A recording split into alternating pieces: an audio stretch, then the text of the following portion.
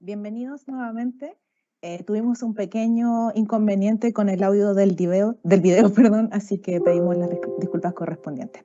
Bueno, continuamos con las exposiciones e invitamos nuevamente a Julio Clavijo para que nos presente el pliego técnico normativo RIC 2 relacionado con tableros eléctricos y el pliego técnico normativo RIC 3 de alimentadores y demanda de una instalación.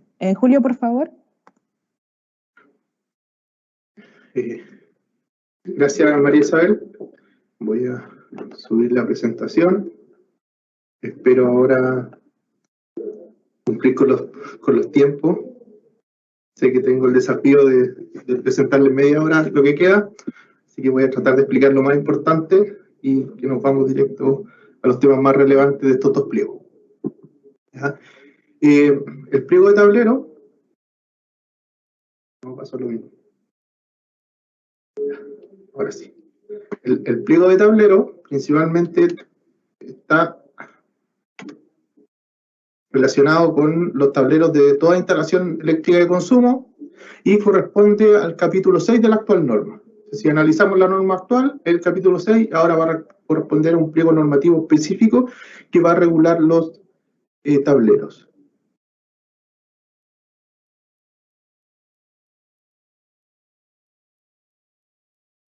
El objetivo principal de este pliego es establecer las exigencias que deben cumplir todos los tableros eléctricos de cualquier instalación de consumo. Acuérdense que la nueva regulación está separada en lo que es instalación de consumo, que es todo lo que es de la norma, el decreto DC8, y todo lo que es de redes de distribución, transmisión, eso corresponde al decreto 109. ¿Ya? Entonces, esas son las separaciones.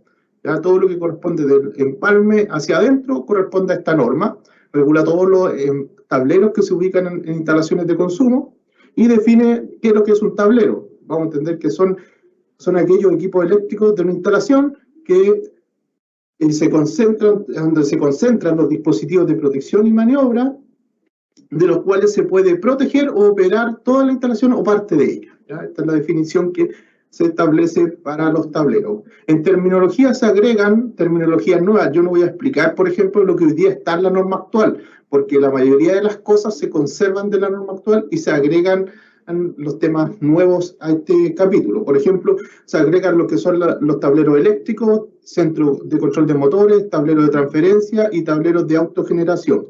¿Ya? También en terminología vamos a ver lo que son los tableros de uso especiales, tableros de computación, fuerza, todo esto son temas que ustedes se manejan y están en la norma actual y que se mantienen de la misma forma. Si no, se agregan las definiciones y alcance de cada uno de estos tipos de tableros. Con respecto a los espacios de trabajo, se mantiene la misma regulación actual, la distancia, por ejemplo, desde el tablero hacia la pared opuesta, o si es que yo tengo tablero en ambas paredes, cuál es el espacio libre que tengo que estar disponible, eso está en la misma regulación. También se establecen que todos los tableros que sean de locales de reunión de personas tienen que tener llave o estar ubicados en recintos donde no puedan ingresar personas que no sean calificadas. ¿Ya? Entonces, solo personas autorizadas pueden acceder a los tableros de reunión de personas y solo a esos tableros pueden acceder personas autorizadas. Y el tema es que todo tablero debe tener un cuadro indicativo donde diga para qué sirven cada uno de los circuitos, cuál es su función, es decir, el cuadro donde me indique que el circuito 1, por ejemplo, es de enchufe y sirve para tal cosa, es decir, enchufe, living, por ejemplo, y también tiene que ir un diagrama lineal en todos los tableros. Esta es exigencia para todos los tableros, independiente de que sea de una casa o no, tiene que indicar para qué sirve cada uno de los circuitos, su función, y tiene que haber un diagrama unilineal ubicado en el tablero. ¿Ya? Eso es una obligación. Con respecto a lo nuevo, en este pliego se colocan las exigencias para sala eléctrica. Antiguamente no existía una regulación para sala eléctrica, hoy día en este pliego se establecen regulaciones y requisitos para una sala eléctrica. Por ejemplo, dice que todos los dispositivos que se ubiquen en esta sala eléctrica deberán cumplir los siguientes requisitos. Esta zona va a ser destinada exclusivamente a la instalación de equipo eléctrico. El recinto tiene que ofrecer una resistencia al fuego de 120 minutos, RF120. Todos los equipos eléctricos que se utilicen en una sala eléctrica tienen que tener aislante tipo seco o líquido. Y en el caso de ser líquido, tiene que ser de clase K. Y ¿Quién determina esa clase K? La norma IEC. Por lo tanto, esa norma IEC, yo tengo que preocuparme de que el equipo que compre con aislamiento líquido tiene que cumplir con esa norma IEC. Cuando nos referimos a tipo K, se refiere a que el aislante tiene una temperatura de ignición superior a 300 grados Celsius. Es decir, después de esa temperatura, ese aislante recién se enciende o se provoca, se quema principalmente, ¿ya? Entonces, esas son las condiciones para salas eléctricas. Otras condiciones que son que la sala eléctrica tiene que mantenerse los espacios disponibles. En la tabla anterior establecía los espacios, por ejemplo, la distancia del pasillo que deben tener, tiene que tener un piso antideslizante, una iluminación suficiente, y estas salas tienen que contar con equipos autoenergizados de alumbrado de emergencia con una autonomía mínima de 2 horas. Si se acuerdan, en la norma anterior hablaba de luces autoenergizadas de 90 minutos, ahora eso ya no sirve, son 2 horas la autonomía mínima. Cuando vean el pliego de emergencia, van a ver que hay una autonomía de 1 hora y de 2 horas, dependiendo del tipo de instalación y dónde se puede ocupar el de 1 hora o el de 2 horas. Ya que son los tiempos mínimos, es decir, yo podría tener uno que tenga autonomía de 3 horas, ya es cosa mía. Lo mínimo que pide la norma son 2 horas. Y un nivel de iluminación de 5 lux mínimo presente en el acceso a este recinto. Con respecto a la exigencia de los gabinetes, por ejemplo, hoy día el envolvente, que es la caja que envuelve todos estos accesorios, hoy día cuenta con un protocolo de certificación, por lo tanto ustedes tienen que preocuparse de exigir tableros que estén certificados, ¿ya? Para garantizar que cumple con que sea un envolvente no propagador de la llama, resistente a la corrosión cuando sea metálico. Entonces, para eso existe un protocolo. Con respecto al dimensionamiento del tablero, establece que todos los tableros tienen que tener estas bandejas portaconductores no metálicas y que debe siempre existir una capacidad de la utilización de estas bandejas no superior al 50%. ¿Quién se exceptúa de utilizar estas bandejas? Todos los tableros que tengan menos de 8 circuitos. ¿Ya? También tiene que dejarse espacio suficiente entre cada uno de entre los dispositivos y la pared del tablero, pues, que permite un fácil mantenimiento e inspección del tablero. Y esto es importante, acá se deja claro que toda instalación nueva, destaco nueva porque no aplica para las ampliaciones, aplica solo para lo nuevo. Toda instalación nueva de un tablero nuevo tiene que dejar disponible en el gabinete un volumen de 25%. ¿Ya? Eso es algo que se mantiene de la norma actual, pero se hacen ciertas aclaraciones. ¿A qué corresponde ese 25%? Se tiene que dejar una capacidad disponible del 25% por cada servicio. Un ejemplo, yo tengo iluminación, fuerza, calefacción. Por cada uno de estos servicios yo tengo que dejar el volumen disponible. ¿A qué se refiere el volumen disponible? En el espacio del riel DIN, tengo que dejar disponible, por ejemplo, si tengo tantas protecciones y mi 25% es equivalente a 2 módulos, tengo que dejar 2 módulos disponibles. Para ocupar en el riel DIN, también tengo que dejar volumen disponible en las barras de distribución. Ya en las barras de distribución, en estas barras tengo que dejar un espacio disponible del 25% para utilizarla y tengo que dejar el volumen disponible del riel DIN para ampliar un 25% por cada uno de los servicios. La costumbre es tener un servicio de fuerza, de alumbrado, siempre son más ordenados en tableros grandes, entonces ahí hay que dejar por cada uno de esos servicios un 25% disponible. Con respecto al IP de los tableros, tendrá que aquí con esto no cumple ningún IP, ¿ya? Pero son casos reales. Entonces, lo que sí importa es que todo tablero eléctrico tiene que tener un IP mínimo 41. Tiene que ofrecer un IP mínimo si está en el interior de la propiedad, en el interior de la construcción, mejor dicho, tiene que tener un IP 41. Si está al exterior de la construcción, tiene que tener un IP 44 siempre que esté bajo techo. Es decir, puede estar bajo el alero, bajo techo, pero tiene que tener, donde no le cae directamente el agua, tiene que tener un IP 44. Pero si está el tablero ubicado en un lugar donde le cae directamente el agua, el IP mínimo es 54. Todas las conexiones, es decir, de la canalización que llega a los tableros, tienen que utilizarse todos los accesorios del fabricante, ¿ya? Es decir, toda esta canalización que se conecta al tablero tiene que conservar el IP del tablero. Ya no puedo hacer orificios en los cuales me afecte el IP del tablero. ¿Ya? Entonces hay que mantener siempre el IP, que es otra cosa que se establece cuando los tableros estén instalados al exterior, es decir, que no estén bajo techo. Las canalizaciones de estos conductores siempre tienen que ingresar por la parte inferior del tablero. Si yo tengo un tablero a la intemperie, donde le cae directamente el agua, no está bajo techo, tengo prohibido ingresar a este tablero por el costado o por la parte superior. Siempre tengo que ingresar por la parte inferior. ¿Ya? También tiene que estar protegido para las condiciones salinas, depende de si se ubica en zona costera. ¿Quién define la zona costera? El reglamento define cuántos son los kilómetros desde la costa hacia adelante, cuántos kilómetros son, y esos son lo que se considera zona costera. En el caso que esté en la zona costera, tiene que tener una protección adecuada para el ambiente salino. Con respecto a la altura, esto se mantiene igual que los tableros actuales. Acuérdense del piso terminado, 45 centímetros la altura, no puede ser inferior a un tablero a 45 centímetros y la parte superior a 2 metros. ¿En qué parte se efectúa esta exigencia? Los centros de control de motores pueden tener una distancia superior, los tableros de alumbrado público montados en postes de distribución y todos los tableros de recarga de vehículos eléctricos que se ubiquen en vías nacionales de uso público podrán tener distancias superiores a las establecidas acá. Con respecto a los conductores que alimentan los tableros, tienen que llegar a barras de distribución, deberán llegar primero a dispositivos o a barras de distribución. Con respecto, otro aspecto importante, que los cables, por ejemplo, siempre existe la duda cuál es la capacidad del conductor que yo tengo dentro de mi tablero. Si se fijan, yo tengo tablas que me indican, oye, la capacidad del conductor, por ejemplo, cuando va en este ducto tiene tal capacidad, pero ¿cuál es la capacidad de los conductores dentro del tablero? Eso siempre se desconocía. ¿Qué tabla aplico? Aplico los conductores que están al aire libre, los conductores que están en tubería. ¿Cuál es la tabla que aplico?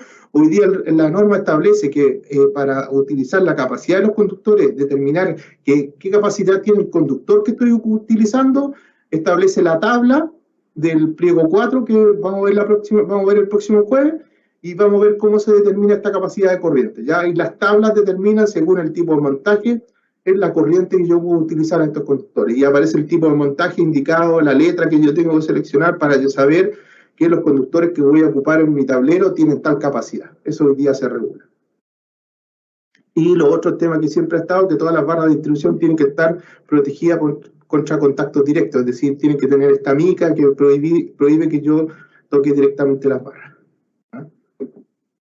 Con respecto al tema, acuérdense que la norma siempre ha prohibido la conexión de dispositivo a dispositivo, la permite solo cuando se utiliza peine, ¿ya? Entonces dice que se pueden utilizar peines, sí, pero que establece que todos los peines tienen que utilizarse con el accesorio o con los accesorios de fábrica, porque ¿qué es lo que pasa? Algunos usan este peine, pero no usan estos accesorios y llegan con el conductor directo al peine y así se produce igual el efecto de sobrecalentamiento, porque se sueltan esa conexión, porque este peine no está fabricado para que el conductor llegue directo acá, sino está fabricado para usar estos accesorios donde el conductor llega acá y la conexión de este dispositivo es la que hace la conexión con el peine de todas las protecciones. Entonces se puede utilizar, pero tiene que usar todos los accesorios del fabricante. También establece cómo se deben ordenar las fases en las barras de distribución. Dice, si tú tienes una barra, ¿cómo tienes que ordenar? ¿Qué va primero? ¿El azul, el negro, el rojo? Lo establece. Dice, ¿usted cómo lo debe considerar? En la siguiente secuencia, de izquierda a derecha, o desde arriba hacia abajo, o desde adelante hacia atrás. Primero el cable azul, segundo el cable negro, tercero el cable rojo. RST. ¿Ya? Ese nombre, esa forma. Las barras de distribución, por ejemplo, que yo tengo una barra de color rojo, azul, en vez de, dice la norma que yo puedo tener barras de distribución hasta 160 amperes que solo se marcan con los colores de los cables. Es decir, que a la primera barra llego con todos los cables azules, a la segunda con negro y a la tercera con rojo, y con eso yo ya no tengo para qué marcar las barras porque se entiende que están marcados todos los tableros menores a 160 amperes. También establece que todo tablero que tenga capacidad igual o superior a 100 amperes tiene que tener instrumentos de medida para medir la tensión y la corriente de fase. También se establece que todo tablero debe llevar luces piloto. Yo aquí he escuchado algunas presentaciones que han hecho alguna gente que está preocupado por esto porque piensa que los tableros de una casa van a tener que instalar una luz piloto así. Ya, eso están equivocados. Lo que se busca es que, por ejemplo, en una casa existan este tipo de luces pilotos que están ubicados igual que en la protección en el interior del tablero. No es que tú vas a tener en una casa una luz prendida toda la noche, no, porque esto está dentro del tablero. Yo lo que ubico es que cuando el usuario abre el tablero pueda ver si su casa tiene energía o no tiene energía. ¿Ya? Eso es lo importante. Entonces, ¿qué es lo que dice? Que todos los tableros tienen que llevar un indicador visual o una luz piloto que indique la presencia de energía desde la alimentación principal. También si hay alimentadores de emergencia, tiene que haber luces no solo para los alimentadores principales, sino para los de emergencia, para saber, por ejemplo, cuándo está funcionando el sistema de emergencia y no tenemos energía. ¿Ya? Identificando cuál es la fuente de donde viene esa energía. Se exceptúa de utilizar luces piloto a todos los tableros domiciliarios de menos de 3 circuitos, o sea, hasta 3 circuitos. Es decir, que si yo tengo 3 circuitos no tengo que usar luces. Si tengo más de 3 circuitos, estoy obligado a que en el tablero de mi departamento, vivienda, tenga una luz que me indique si mi departamento tiene luz o no tiene. Si el problema, la idea es que el usuario identifique si el problema es interno o externo. Sobre las disposiciones, ya, después lo que hace este pliego de toda esta regulación general establece una regulación específica para los tableros, para cada uno de los tableros, pero acá yo voy a hablar de los dos tableros más importantes, que es el tablero general y el de distribución. ¿Qué es lo que dice que el tablero general? Que siempre toda instalación debe contar con un tablero general, siempre y cuando exista más de un tablero de distribución. Es decir, que si yo tengo más de un tablero de distribución, estoy obligado a tener un tablero general. ¿Cuándo más estoy obligado a tener un tablero general? Cuando la distancia entre el equipo de medida y el primer tablero es superior a 30 metros. Si es superior a 30 metros, estoy obligado a colocar un tablero general. ¿Ya? ¿Qué otra obligación establece? Que dice que la protección general, es decir, esta protección general, tiene que ser de corte omnipolar. ¿Qué significa? Que tiene que contar todos los conductores activos, incluyendo el neutro. Si se dan cuenta, esto era lo que teníamos antes, ahora pasa esto. Ustedes se preguntarán por qué es necesario cortar el neutro. Principalmente el neutro es necesario cortar por los temas armónicos, ¿ya? Porque el armónico de secuencia cero se inyecta toda la corriente de retorno por neutro. Y lo que pasa es que en estos sistemas nosotros podíamos tener una instalación que funcionaba correctamente, pero toda la corriente estaba pasando por el neutro y nos tocó investigar una serie de accidentes donde se produjeron incendios principalmente por la corriente armónica de secuencia cero en el neutro. Se terminó calentando el neutro y generando un incendio. Por lo tanto, con esto, tú proteges que la capacidad del neutro ante la presencia de armónico va a quedar protegida la instalación, entendiendo que los consumos y la tendencia de los consumos cada vez es colocar más electrónica en todos los consumos que hoy día tenemos. Entonces, ese es el primer requisito, que todo tablero general tiene que tener una protección de corte omnipolar. Ahora, tablero de distribución, exactamente la misma exigencia. Si tengo un tablero de distribución, tengo que tener una protección general de corte omnipolar. ¿Cuándo me permiten no tener una protección general en un tablero de distribución? Cuando tengo hasta 3 circuitos. Es decir, que tengo hasta 3 circuitos, me eximo de tener una protección general. Si tengo más de 3 circuitos, estoy obligado a tener una protección general, y esa tiene que ser de corte omnipolar, es decir, tiene que cortar el neutro. Todos los tableros de distribución que alimenten distintos servicios, tales como fuerza, alumbrado, climatización, deben tener protección de corte omnipolar. ¿A qué se refiere eso? Por ejemplo, tú tienes un tablero, estamos hablando no un tablero de una casa, un tablero, por ejemplo, un local comercial, donde yo tengo mi protección general, después tengo una protección por todos los servicios de alumbrado, una protección por climatización, por fuerza y por computación. Cada uno de estos servicios, la protección general de este servicio tiene que ser de corte omnipolar también. ¿Cuándo se exceptúa de tener esta protección general? Cuando tenga menos de 4 circuitos. Aquí se exceptúan de esta disposición al menos de 4 circuitos. Cuando tenga menos, es decir, que si tengo hasta 3, me exceptúo de, si yo tengo, por ejemplo, 3 circuitos de computación, no tengo para qué tener una protección general. Si tengo 4, estoy obligado a tener una protección general, y esa tiene que ser de corte omnipolar. También la norma establece condiciones especiales a los tableros que se ubican en ciertos tipos de instalaciones que son consideradas peligrosas. ¿Cuáles son estas instalaciones? Dice que todos los tableros que se ubiquen en aeropuertos, grandes hoteles de más de 300 habitaciones, locales de espectáculos con capacidad para más de 1.000 espectadores, centros comerciales de más de 2.000 metros cuadrados de superficie, edificios de oficinas de gran altura, definidos según la NFPA 101, en instalaciones de atmósfera explosiva, es decir, cualquier instalación que sea atmósfera explosiva deberá cumplir con las siguientes condiciones adicionales a los tableros que se ubiquen en ese tipo de instalaciones. ¿Cuáles son estas exigencias? Están principalmente enfocadas en los tableros de distribución y te da dos posibilidades. Cualquiera de las dos posibilidades, si tu tablero está ubicado en este tipo de instalaciones, va a tener que contener al menos una de estas dos posibilidades. ¿Cuál es la primera? Que todo tablero de distribución tiene que contar con la protección de corte ornipolar, ya eso lo sabemos, pero ¿cuál es la novedad? Es que tiene que ir acompañado de una protección diferencial general de sensibilidad de 300.000 amperes, es decir, me están exigiendo la protección general y debajo un diferencial general de 300.000 amperes que cubra todos los circuitos de ese tablero de distribución. Eso ese diferencial no es en reemplazo del diferencial que es exigido por cada uno de los circuitos. ¿Ya? ¿Por qué? Porque este diferencial es de 300.000 amperes, el otro diferencial es de 30.000 amperes, el otro diferencial está enfocado en la seguridad de las personas. El diferencial de 300.000 amperes está enfocado en evitar que se produzcan incendios. ¿Qué dicen los estudios y las normas internacionales? Que cuando en una instalación existe una fuga sobre 300.000 amperes, esa instalación está en peligro de incendio.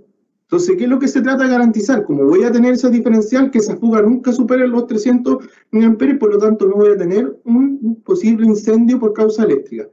Esa es una posibilidad. La otra posibilidad es que todos los circuitos que yo tenga mi tablero de distribución y que todos los circuitos de mi tablero de distribución queden protegidos por un dispositivo de detección de falla de arco eléctrico. ¿Ya? La tendencia que les mostré, la primera alternativa arriba, es una tendencia que se ocupa en Europa. La tendencia de utilizar dispositivos de protección, de detección de arcos, nació en el mercado americano y hoy día se está ocupando también en Europa. Es una tendencia que se está ocupando. ¿Por qué? Porque este dispositivo, ¿qué es lo que hace? Es detectar antes que se produzca el arco, es decir, cuando el conductor o el contacto, por ejemplo, hay un mal contacto, si ustedes se dan cuenta, cuando hay un mal contacto eléctrico, en ese punto se genera una temperatura muy alta y ahí es donde se produzcan los incendios, pero cuando se produce ese mal contacto se empieza a generar un arco y ese arco es capaz de detectar esa protección. O cuando, por ejemplo, un conductor pierde la aislación y empieza a tocar una estructura y antes que se produzca la descarga, este dispositivo es capaz de detectar ese arco y desconecta la instalación. Entonces, en este tipo de instalación, adicional de las demás exigencias, va a ser obligatorio contar con una de las dos medidas. Con respecto a otros tableros, que acá lo que voy a hacer es pasarlo simplemente en forma más rápida, porque no voy a entrar en detalle, es incorporar que, por ejemplo, se regulan los tableros, se regulan todos los tableros móviles, se incorporan, por ejemplo, dice que todos los tableros móviles que se usen para faena construcción o para cualquier cosa que sea un tablero móvil, tiene que tener un pulsador de emergencia. Obligatorio en el exterior, tiene que tener un pulsador de emergencia, va a depender de la cantidad de circuitos si tiene luces, tiene que tener un IP mínimo 56, un IK07 y establece cuál es el conductor que alimenta estos tableros. ¿Ya? Ese es el tipo de conductor. Se establece regulación para los tableros de transferencia, ciertas normas que se tienen que cumplir con respecto a los centros de distribución de carga. Estas son normas específicas de IEC porque son tableros de gran envergadura, por lo tanto acá lo que yo debo preocuparme es cuando compre la solución que cumpla con esa norma IEC y los centros motores también están regulados por una norma IEC específica que deben cumplir. Para terminar con este tablero, con este pliego, que el otro pliego es súper corto, son 2 láminas nomás, así que este pliego, ¿qué es lo que regula? Son las verificaciones finalmente el pliego de empalme termina con las verificaciones de rutina. Aquí dice que todo tablero tiene que ser verificado, dice que para los tableros que son entre más de 100 amperes y 500 amperes, tiene que cumplir con un anexo que trae el pliego con todas las pruebas de ensayos que tienen que hacer ese tablero, que las tiene que entregar el fabricante o quien armó el tablero al instalador, y también tiene que visualizarse una vez instalado el tablero. Para tableros de más de 1500 amperes tienen que basarse todos los ensayos no en este anexo, sino en las respectivas normas IEC. Por ejemplo, esta es la norma IEC general para tableros, pero tiene que acompañar, por ejemplo, si es centro de control de motores, va a corresponder una IEC, si centro de distribución, va a corresponder otra IS, ¿ya? Entonces, eso está establecido para más de 500, más de 1500 amperes, se le exige eso. Con eso termino con este pliego. Este es el último pliego, espero que tengan paciencia, ya queda poco. El pliego de alimentadores actualmente está regulado por la norma 4 en el capítulo 7. Con respecto a este pliego, ¿cuáles son los aspectos nuevos? Están específicamente en cómo son las especificaciones y dimensionamiento. ¿Cuál es lo nuevo? Por ejemplo, se establece la sección mínima del conductor de alimentador, que ahora es de 4 milímetros. El subalimentador no puede ser inferior a 2,5. La caída de tensión se mantiene igual como estaba en la norma anterior.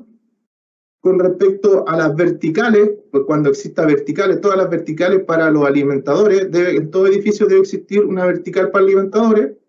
Esta vertical para los alimentadores tiene que tener una resistencia igual RF 120, las pasadas entre pisos tienen que tener los sellos respectivos de cortafuego y estos chaps tienen que tener puertas cerradas. Todos los conductores que se ubiquen en estos chaps tienen que ser no propagador de incendio, libre de halógenos principalmente. Cuando uno habla de libre de halógenos está todo cubierto, lo demás. O sea, libre de halógenos tiene que ser no propagador del incendio, tiene que tener bajo toxicidad. Entonces, cuando hablo de una categoría de conductor libre de halógenos, me estoy refiriendo a todos esos ensayos que ya se deben cumplir. Con respecto a la canalización de estas verticales de alimentadores, principalmente establece lo mismo, pueden ser por ducto cerrado o ducto de barra. En el caso que se use ducto de barra o cerrado, tienen que ser ambos libres de halógeno. En el caso que se usen escalerillas, establece todas las condiciones de cómo se deben usar las escalerillas o bandeja portaconductores. Se establece que para esta disposición solo se puede ocupar el conductor RZ1 o RZ1K, que tiene que ser en un tramo, no tiene que haber uniones, o sea, tiene que ser de un solo tramo, no puede haber uniones en estos conductores. Las escalerillas tienen que llevar tapa. Cuando se eximen que no lleven tapa, cuando los conductores que se utilicen en esa escalería solo sean multiconductores. En el caso que solo se utilicen multiconductores, no tienen la necesidad de llevar tapa, siempre que estos recintos no sean accesibles a personas no calificadas. ¿Cómo se ordenan los cables? Todo eso lo establece este pliego de cómo tengo que poner los cables, cada cuánto los tengo que amarrar, y establece un anexo que principalmente determina cómo se ubican estos cables para todos los efectos de los campos eléctricos, magnéticos que sufren los conductores. Para evitar esto, se establece el orden de cómo se tienen que ordenar los conductores. Para que este es un ejemplo, por ejemplo, si voy a ordenar los conductores de esta forma, tengo que partir con el neutro 1, fase 2, fase 3, después no parto de nuevo con el neutro 1, sino parto con la fase 3, fase 2, fase 1, neutro. ¿Ya? O estas disposiciones que están acá, las puedo tener de esta forma, pero tengo que tener una separación, ¿ya? Y ahí establecido cómo se ordenan los conductores y las distancias, si tengo varias bandejas, las distancias que debo tener con respecto a los otros conductores. Todo esto nuevo no estaba regulado. Con respecto a los alimentadores, también establece que todos los alimentadores y subalimentadores deben contar con una protección de corte omnipolar. Acuérdense, tengo una protección general, corte omnipolar, y cada uno de las protecciones que sale a cada uno de los alimentadores tiene que estar con una protección de corte omnipolar. ¿Ya? Los factores de dimensionamiento de demanda, primero los factores de fuerza, climatización, están establecidos en el pliego 7, los factores que se utilizan de demanda para la infraestructura de carga, vehículo eléctrico, está definido en el pliego 15, los factores de demanda que se utilizan para los ascensores está definido en el pliego 11, y los pliegos de alumbrado principalmente están definidos en este pliego, que es la tabla que es actualizada a la tabla de los valores anteriores. Principalmente lo que se hizo fue separar categorías con los valores nuevos de los factores de demanda. Los factores de demanda se deja claro que no pueden ser aplicados en subalimentadores, solo pueden ser aplicados en los alimentadores, pero no pueden ser aplicados en los subalimentadores ni en los circuitos finales, ¿ya? Se acepta utilizar factores distintos, sí, pero para eso se tiene que justificar con un estudio fundamentado que demuestre que se van a utilizar valores distintos a los que están acá. Y esto, para terminar, establece cómo se debe dimensionar el neutro, los alimentadores, principalmente del neutro el neutro de todos los alimentadores. Por ejemplo, de un alimentador un alimentador y un subalimentador monofásico, siempre el neutro va a ser igual al de la fase. En los sistemas trifásicos, pero con cargas lineales, también tiene que ser, la sección de la fase tiene que ser igual a la del neutro, pero cuando tengo cargas no lineales, el dimensionamiento cambia. ¿Por qué cambia? Va a depender de los filtros armónicos.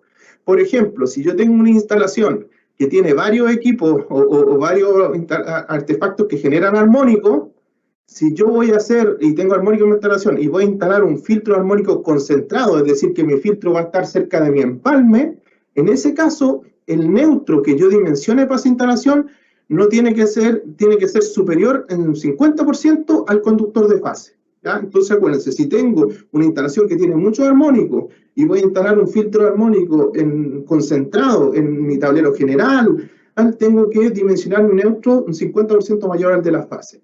Pero ¿qué pasa si yo tengo compensación por cada uno de los equipos? Es decir, que yo me compro un equipo electrónico, pero tienen una compensación propia, es decir, viene con una IEC que me garantiza que la contaminación armónica no va a ser superior a los estándares.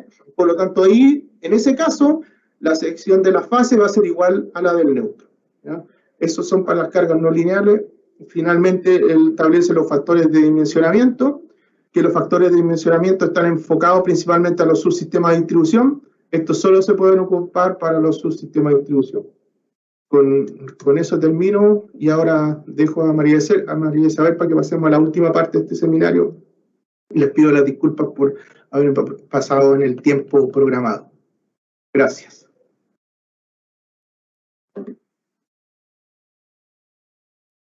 Muchas gracias, Julio, por tus presentaciones realizadas en el día de hoy. Y a continuación leeremos las consultas que han realizado por el chat de las charlas. También aprovecho de mencionar que en el mismo chat se encuentra disponible la encuesta de satisfacción, por favor, para que la respondan. Ya. De las consultas realizadas, el primer grupo corresponde a consultas efectuadas relacionadas con el decreto Supremo 8. Mariano, van 3 consultas acá. La primera es, ¿cuándo entra en vigencia el nuevo reglamento y qué ocurre con las instalaciones construidas con los estándares anteriores? La segunda dice, aclarar a qué se refiere con inspección de tercera parte y quiénes podrían realizarla. Y la tercera del mismo grupo, ¿se puede instalar más de un empalme en una propiedad y con un rol único? Bien, gracias. Para la primera pregunta, el reglamento establece que los pliegos técnicos entran en vigencia 6 meses después de publicados estos en el Diario Oficial. La publicación fue el 12 de enero, 6 meses después, eso significa que es el 11 de julio de este año. Los pliegos técnicos entran entonces en vigencia el 11 de julio. Ahora, ¿a qué instalaciones aplica? A todas las instalaciones nuevas y a las modificaciones de las existentes. Sin embargo, existe un artículo transitorio que indica que para aquellos proyectos que tengan un permiso de construcción emitido por la Dirección de Obras Municipales correspondiente, con una fecha anterior a la publicación de los pliegos, a la fecha en vigencia de los pliegos, quiere decir que esos proyectos se podrán, porque es una facultad del proyectista, ejecutar con la norma 4, la NSH 4/2003. Existen casos en donde es posible que los proyectos se hayan empezado a ejecutar antes, no teniendo el permiso de construcción aprobado, en cuyo caso creo yo que van a tener que presentar una situación especial ante la superintendencia para que sea evaluado en su mérito. ¿Ya? Segundo, dice, ¿qué se refiere a la inspección de tercera parte? La inspección de tercera parte es básicamente una forma que ha establecido la superintendencia para aumentar la seguridad de las instalaciones, de alguna manera, dado lo que yo les señalé en el principio de la cantidad de personas fallecidas que tenemos en Chile por electrocución y también por la tasa de incendios que existe hoy en Chile. Entonces, la inspección de tercera parte lo que de alguna manera busca es aumentar la seguridad en este tipo de instalaciones. ¿Dónde vamos a partir? Todavía no tenemos idea. Es parte de lo que tenemos que definir, dónde está el mayor riesgo. Es una de las cosas que tenemos que de alguna manera identificar. Tenemos identificado sí matrices de riesgo, etcétera, pero tenemos que trabajar. ¿Cuáles van a ser los protocolos de verificación? Es parte de lo que tenemos que identificar porque todavía no tenemos bien claro cuáles son los principales aspectos que establece, que deberíamos de alguna manera hacer en la puesta en servicio o en la verificación periódica. Por lo tanto, son muchas cosas que tenemos que definir y por eso que yo decía que en mi presentación tenemos que trabajar en conjunto. Y la tercera pregunta, si bien no es parte de este reglamento, pero la podemos responder, dice ¿qué pasa con si se puede instalar más de un empalme en una propiedad? La superintendencia ha señalado en instrucciones anteriores que sí se puede instalar más de un empalme en una propiedad siempre y cuando las instalaciones estén eléctricamente independientes entre sí. Es decir, no hay interconexión entre ellas, ¿no? Es decir, podría ser una propiedad que existe un solo rol de avalúo y por lo tanto yo puedo tener dos casas, dos viviendas en ese solo rol de avalúo que ambas pueden tener un empalme independiente. Y eso hay instrucciones de la superintendencia al respecto y no hemos seguido pronunciando en el mismo sentido. Gracias.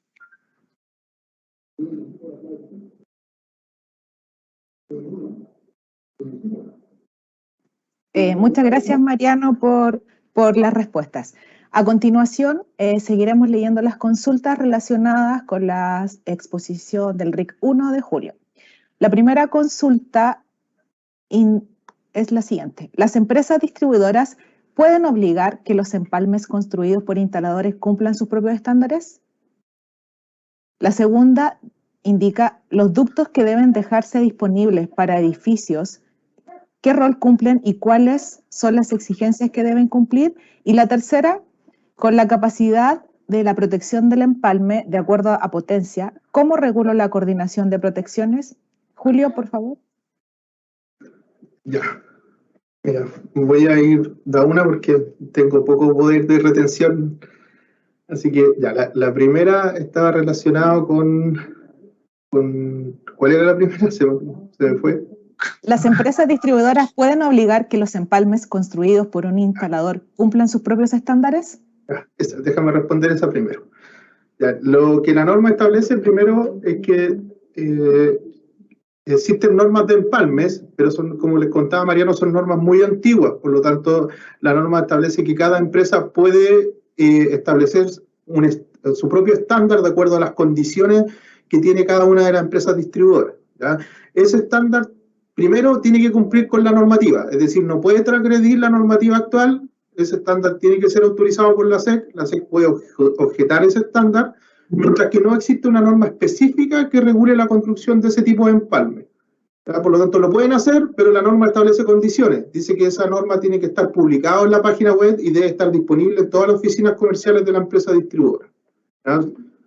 Y la norma establece que en el caso de que los instaladores consideren que ese estándar tiene condiciones arbitrarias o condiciones que exceden las atribuciones, lo puede reclamar ante la SEC y la SEC puede objetar y solicitar la modificación de ese estándar. Eso es mientras no exista un estándar actualizado por cada una de las empresas distribuidoras. Entender que los empalmes son distintos en las diferentes zonas del país. No es lo mismo un empalme que esté en el desierto que esté en el sur. Tiene condiciones distintas, constructivas y exigencias. Por lo tanto, eso es lo que hoy día existe una norma general muy antigua, por eso las empresas tienen su propio estándar.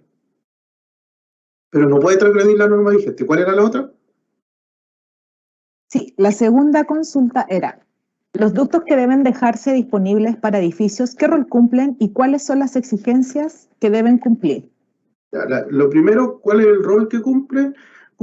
La norma lo define, diciendo que cumple dos roles fundamentales, que primero es, tú cuando dimensionas un empalme, va una serie de ductos que llevan los conductores que dan la energía a esos empalmes en el edificio. Entonces, lo que busca es que se tenga que dejar la misma disposición de ductos para facilitar posibles aumentos de potencia. Es decir, que en el futuro, cuando uno piensa en un edificio, en los consumos, uno no puede proyectarse que una vivienda va a durar 5 años. Una vivienda puede durar 10, 15 años. Y la tendencia es que los consumos globalmente cada vez se están energizando. Cada vez vemos edificios full eléctricos, el tema de calefacción se está electrificando. Por lo tanto, esos ductos quedan disponibles para sus futuras ampliaciones la empresa los puede utilizar y también queda disponible en el caso de que los ductos de la alimentación principal fallen, por ejemplo, por algún accidente, alguien rompió el ducto y deja todo el edificio sin energía, quedan también disponibles para esos casos de emergencia. Tiene doble propósito.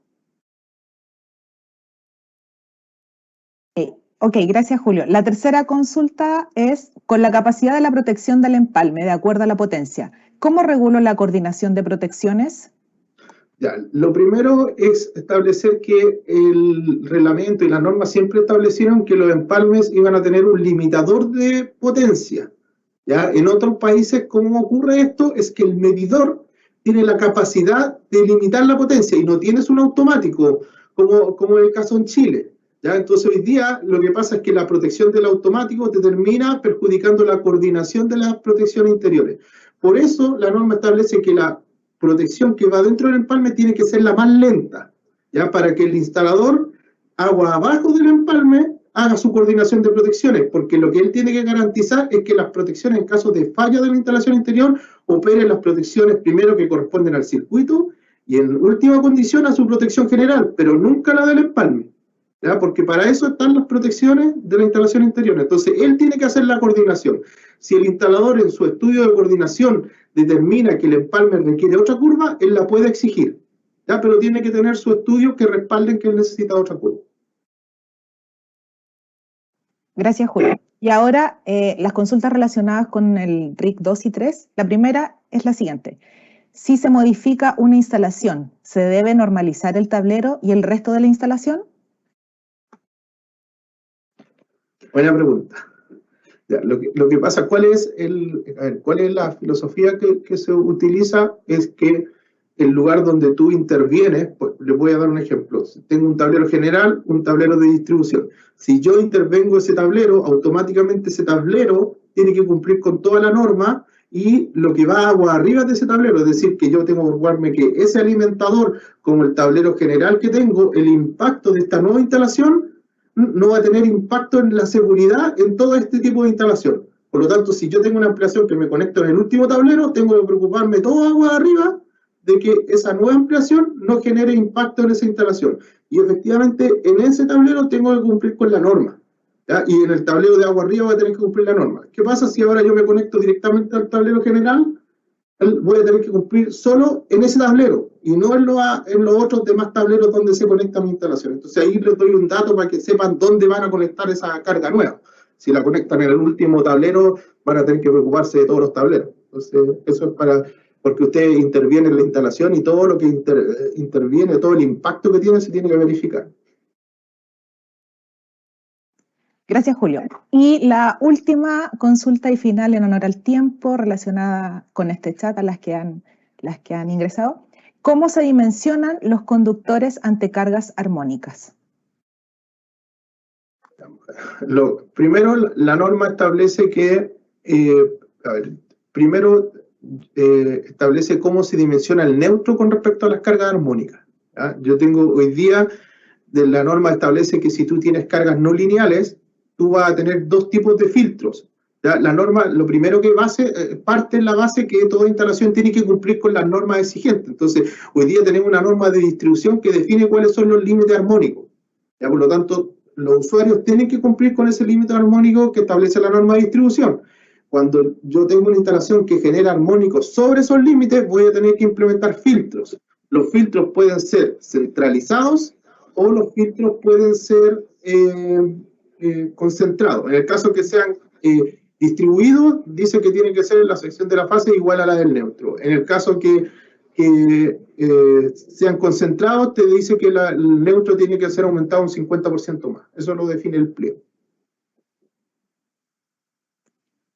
Muchas gracias, Julio, por la aclaración de las consultas. Aprovecho de mencionar que las grabaciones de las charlas o del ciclo de charlas serán editadas y al finalizar el ciclo de charlas quedarán publicadas en la página de la SEC. Pondremos un link para descargarla. Otras consultas relacionadas a a los ingresos de consultas de las charlas de hoy que no alcanzamos a responder por el tiempo, pueden ser ingresadas en la página de SEC, donde se indica consulta o reclamos, lo pueden poner en consulta y van a ser atendidas. También les recuerdo, por favor, responder la encuesta que está en el chat de este ciclo de charlas efectuado hoy. Y finalmente, agradecemos su asistencia y los invitamos cordialmente a la siguiente charla que se realizará el jueves 27 a las 10 horas. Muchas gracias y buenas tardes.